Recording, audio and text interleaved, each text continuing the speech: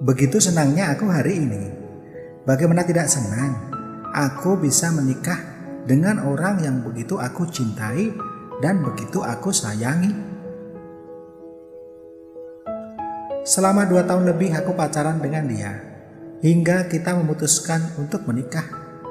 Kita sudah sama-sama yakin untuk menuju pelaminan. Walaupun acara pernikahan kami diadakan secara sederhana, karena memang kita orang yang tak punya. Yang penting sah. Oh ya, dia wanita yang sangat cantik. Dulu sebelum jadi pacarku, dia jadi rebutan banyak cowok. Mereka berlomba-lomba untuk jadi pacarnya. Namun akhirnya dia memilihku. Aku sendiri tak tahu kenapa. Padahal aku punya wajah yang pas-pasan. Acara pernikahan kami selesai. Tibalah malam yang kita tunggu-tunggu, yaitu malam pertama. Jantungku berdebar dengan kencang waktu itu. Tapi kulihat istriku santai-santai aja. Apa dia tidak merasakan apa yang aku rasakan? Kebetulan malam itu masih ada beberapa saudara yang berada di rumah dan mereka mengejekku, nyuruh aku cepat-cepat masuk kamar. Aku pun cuman senyum-senyum aja. Setelah kulihat jam, ternyata sudah jam 11 malam. Aku sudah tidak sabar untuk melakukannya. Keinginanku sudah menggebu-gebu. Tidak bisa dibendung lagi. Aku pun ngajak istriku masuk ke kamar. Aku lihat lagi istriku, kok malah senyum-senyum saja. Sesamanya di dalam kamar, aku dibuat kaget. Maaf mas, aku baru tanggal merah. Jadi malam ini kita libur dulu ya, kata istriku sambil tersenyum. Mendengar hal itu, aku pun tersenyum kecut. Sirna sudah harapanku untuk makan apem bareng istriku malam itu. Tapi mau bagaimana lagi? Aku tidak bisa berbuat apa-apa. Dan aku harus rela menunda keinginanku itu. Setelah 5 hari sabar menunggu, akhirnya istriku pun selesai yang bulanan. Dan aku langsung tancap gas dengan keinginanku yang tertunda. Ini sungguh luar biasa sekali. Malam itu aku seperti diri makanan yang begitu enak. Aku santap semua dengan lahap. Istriku pun juga cukup enjoy menikmatinya. Lebih dari 3 kali malam itu. Lega sekali rasanya. Waktu bergulir dengan cepat. Singkat cerita, aku dan istriku pun mempunyai 2 orang anak. Kita hidup bahagia sekali. Rumah tanggaku juga berjalan dengan semestinya. Hingga tibalah saat-saat sulit itu. Kita kesulitan soal keuangan. Buat makan sehari-hari saja susah. Hingga akhirnya dengan berat hati, istriku memutuskan untuk menjadi TKW di luar negeri. Hari ini keluargaku begitu bersedih karena ibunya anak-anak mau menjadi TKW di luar negeri. Anakku pada nangis semua termasuk aku. Oh ya, perkenalkan, namaku Hardi, umurku 37 tahun. Aku tinggal di suatu kampung yang asli di Jateng. Aku memiliki istri bernama Zainab, umurnya 35 tahun. Aku sangat bersyukur punya istri seperti dia. Orangnya cantik, selain itu dia juga rajin bekerja. Orangnya tidak suka berdiam diri, pengennya selalu bekerja. Kami berumah tangga sudah lebih dari 13 tahun. Zainab dulu temanku SMA. Dulu dia jadi kembang di sekolahan. Tak tahu kenapa kok dia pilih aku. Padahal wajahku biasa-biasa saja. Kami mempunyai 2 orang anak, laki-laki dan perempuan. Yang besar cowok udah kelas 1 SMP dan yang kecil cewek baru kelas 4 SD.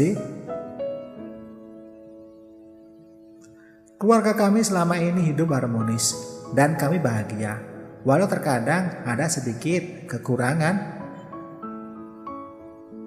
Aku bekerja sebagai tukang bangunan yang dibayar harian, yaitu 100.000 per hari. Sedangkan istriku kerja serabutan cuci gosok, kadang ada, kadang gak ada.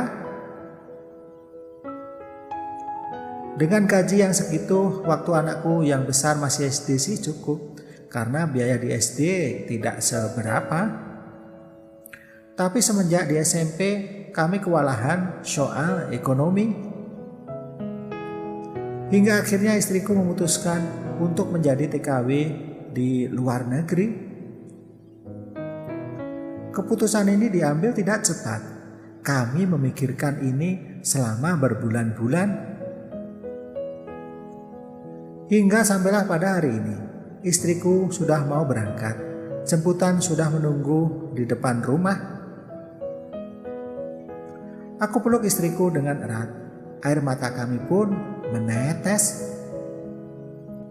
Anak-anakku pun juga tak mau lepas dari pelukan ibunya. Tapi istriku tetap harus berangkat. Istriku pun masuk mobil. Kami melambaikan tangan dan air mata kami terus menetes. Mobil itu melaju pelan hingga lama-lama tak nampak lagi dari pandangan mata kami.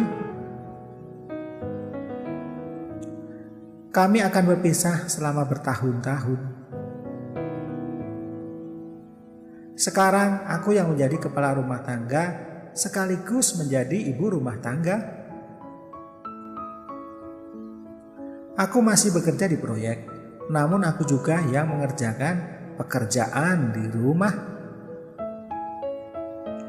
Mulai menyapu, masak, mencuci, aku yang mengerjakan. Dibantu kedua anakku. Mereka membantu pas kalau tidak sekolah. Hari demi hari pun berlalu. 1 bulan lebih istriku bekerja di luar negeri. Kami dapat kiriman uang dari istriku. Wah, ternyata banyak juga. Aku dan anak-anakku senang sekali. Kami pun makan di restoran yang sudah lama tidak kami lakukan. Kami pesan makanan yang enak-enak.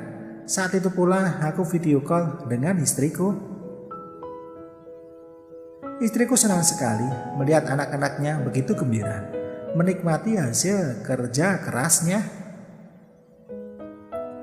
Namun di tengah-tengah kegembiraan kami, aku juga merasa bersedih.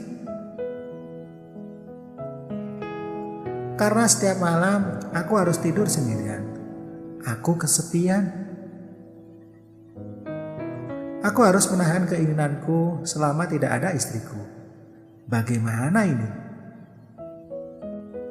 Waktu bergulir begitu cepat. Tak terasa sudah 6 bulan aku ditinggal istriku. Pagi itu aku tidak bekerja. Anak-anakku pada sekolah dan aku di rumah sendirian.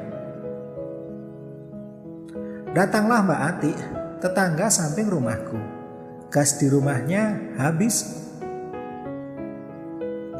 Dia minta tolong aku untuk menggantikan gasnya karena suaminya tidak ada, merantau.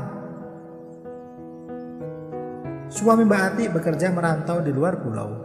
Sudah sebulan ini suaminya pergi. Dia tinggal dengan anaknya yang masih SD kelas 3. Mbak Ati orangnya cantik. Rambutnya panjang, disemir agak coklat dikit, menambah kecantikannya. Bibir tipis, wajah glowing. Tanpa pikir panjang, aku pun bergegas ke rumah Mbak Ati. Aku langsung menuju ke dapur. Tak butuh waktu lama, aku selesai masangin gasnya. Tahu-tahu aku kebelet pipis. Aku pun numpang kamar mandinya Mbak Ati. Aku masuk ke kamar mandi itu. Tapi aku kaget melihat alat bantu itu ada di kamar mandinya Mbak Ati. Setelah selesai dari kamar mandi, aku coba tanya ke Mbak Ati. Mbak Ati, itu di kamar mandi ada alat itu buat apa Mbak? Sambil malu-malu dan tersenyum, Mbak Ati pun menjawab, "Oh itu Mas, biasa Mas, kalau lagi pengen suami ndak ada, ya pakai itu Mas." Loh, kok tidak minta bantuan aku aja Mbak? Aku juga bisa loh Mbak, kan aku juga kesepian. Kita pun malah ngobrolin menjurus ke hal itu, hingga kita terbawa suasana.